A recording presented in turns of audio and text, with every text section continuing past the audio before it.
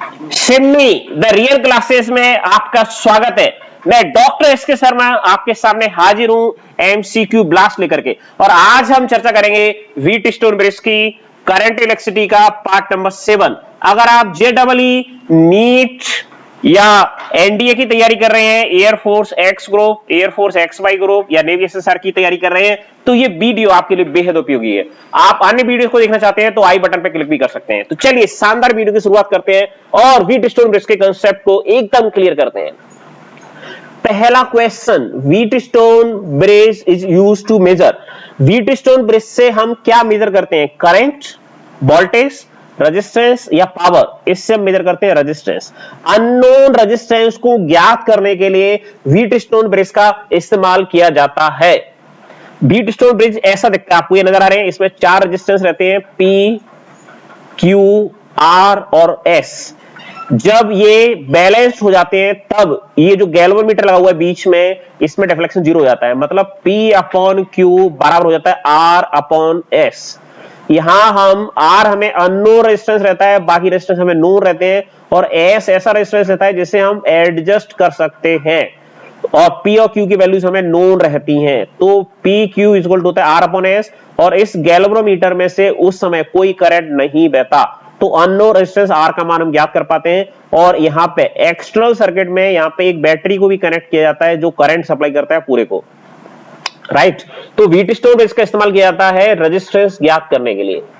Wheatstone bridge used to measure, क्या major करता है ये? ओनली हाई रेजिस्टेंसेस, केवल हाई रेजिस्टेंसेस, या only low resistances, both lower and high resistances, या पोटेंशियल डिफरेंस। दोनों तरह के रेजिस्टेंस नापता है ये, लोअर भी हायर भी, लेकिन बहुत ज्यादा हायर या बहुत ज्यादा लोअर नहीं नापता है, ये ध्यान रखना है। Wheatstone bridge is said to be balanced when, इसको बैलेंस कब कहा जाता है? All resistance are equal, deflection in galvanometer is 0, battery is removed from circuit, reading of ammeter is 0। Ammeter तो है नहीं कहीं इसमें, तो डिफ्लेक्शन गैल्वेनोमीटर का जब 0 हो जाता है तब कहते हैं कि हमारा व्हीटस्टोन ब्रिज कैसा है? बैलेंस्ड है। Question number 4, Wheatstone bridge is most sensitive when, ये सबसे ज्यादा सेंसिटिव कब होता है? ईएमएफ बैटरी इज हाई, जो बैटरी लगी हुई उसका ईएमएफ ज्यादा है तब। Galvanometer is replaced by ammeter, galvanometer को हटा के अमीटर लगा दें तो, या galvanometer is replaced by voltmeter, galvanometer को हटा करके वोल्टमीटर लगा दें तो। वोल्टमीटर तो लगा नहीं सकते हम, क्योंकि गैल्वेनोमीटर का काम क्या है? गैल्वेनोमीटर का काम है बहुत छोटे करंट को नापना, जो माइक्रो एम्पियर या मिली एम्पियर में रहते हैं। कायदे से हम ऐसा बोलते हैं कि डिटेक्ट द करंट, ये काम है किसका? गैल्वेनोमीटर का। और अमीटर क्या नापता है? ये हायर करंट को नापता है, मतलब एम्पियर वाले रेंज में जो रहते हैं उन्हें नापता है अमीटर। छोटे, बहुत छोटे करंट नापता है गैल्वेनोमीटर। और वोल्टमीटर क्या नापता है? वोल्टेज। तो ये तो होगा नहीं। रेजिस्टेंसेस इन द 4 आर्म्स और are of the same order, जब चारों रेजिस्टेंसेस लगभग एक ही ऑर्डर में हो उस समय व्हीटस्टोन ब्रिज सबसे ज्यादा सेंसिटिव होता है। ऑप्शन डी सही है इसका। Question number 5, Wheatstone bridge works on the principle of, किस प्रिंसिपल पर काम करता है? Null point method, Ohm's law, Maxwell law या Faraday's law. Null point method पर काम करता है। गैल्वेनोमीटर में जब डिफ्लेक्शन 0 हो जाता है, अभी हम डायग्राम में देख चुके हैं कि P upon Q equal to R upon S।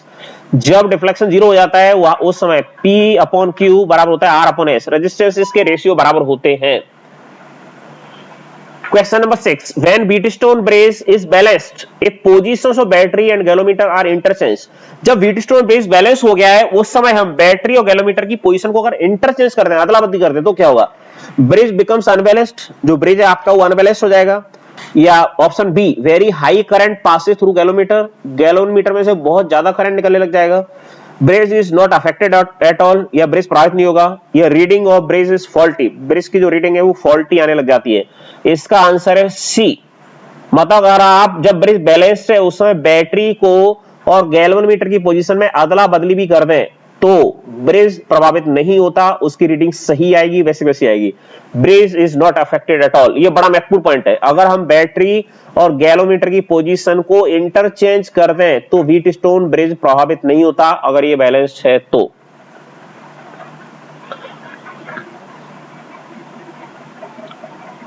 Question number 7, which of the following instrument is an application of Wheatstone bridge, इनमें से कौन सा इंस्ट्रूमेंट जो है वो व्हीटस्टोन ब्रिज का एप्लीकेशन है? Metre bridge, Carey Foster bridge, post office box, all of this, सभी के सभी।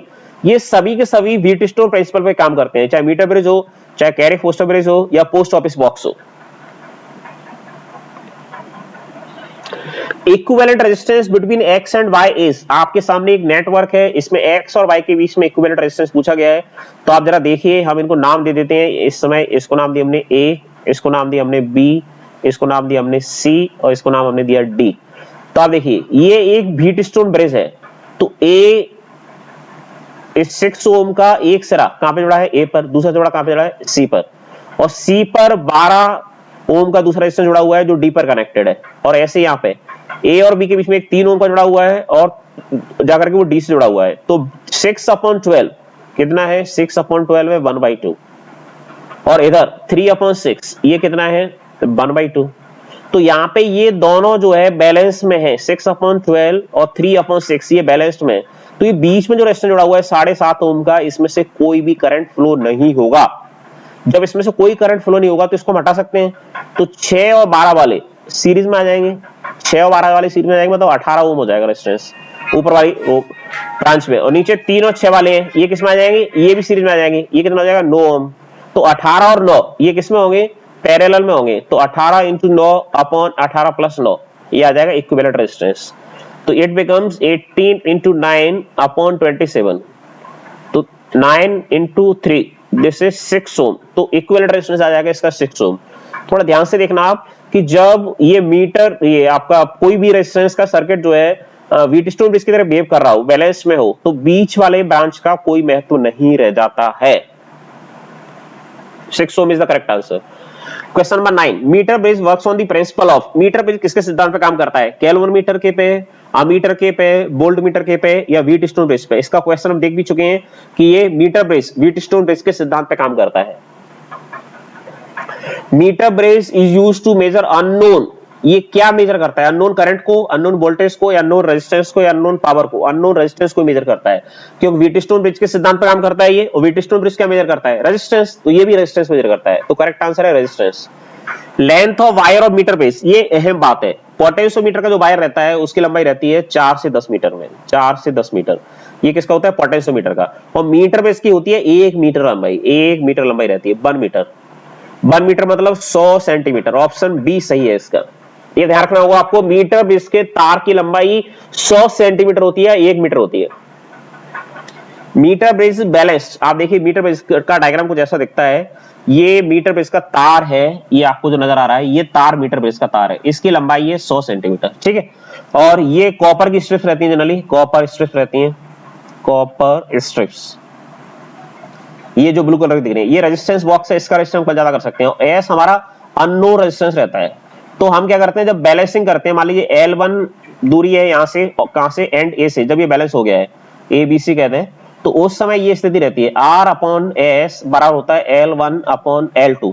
R/S बराबर होता है L1/L2, या L1 बराबर है 100 L1/100 L1। आप देखिए L2 क्या होगा, यहां से आप देखें L2 क्या हो जाएगा? L2 हो जाएगा 100 L1। क्यों हो जाएगा? क्योंकि टोटल लंबाई कितनी है? 100 सेंटीमीटर। तो ऑप्शन बी इसका सही है।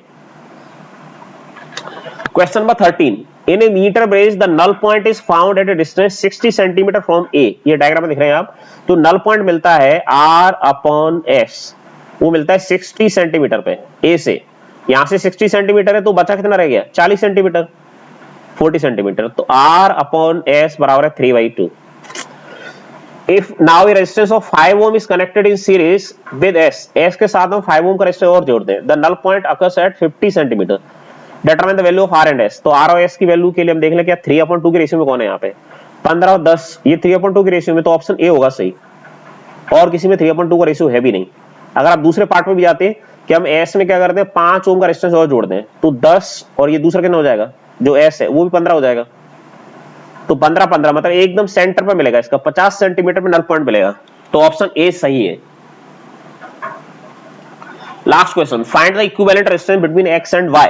एक्स और वाई के बीच में इक्विवेलेंट रेजिस्टेंस क्या होगा? तो इसे हम थोड़ा नाम दे देते हैं, नाम से आसान हो जाएगा। ए, इधर है बी, इधर है सी, इधर है डी। तो आप देखिए यहाँ पे ये एक व्हीटस्टोन ब्रिज है, 4/4 बैलेंस्ड है ये। तो ये जो बीच का रेजिस्टेंस है इसका कोई महत्व नहीं रह गया, इसमें से करंट नहीं फ्लो होगा। तो ये 4 ओम और ये 4 ओम ये 4 ओम और ये 4 ओम सीरीज में है, टोटल कितना हो जाएगा 8 ओम, और 8 ओम पैरेलल में होगा किसके साथ, इस 4 ओम के साथ, यानी 8 ओम के साथ होगा।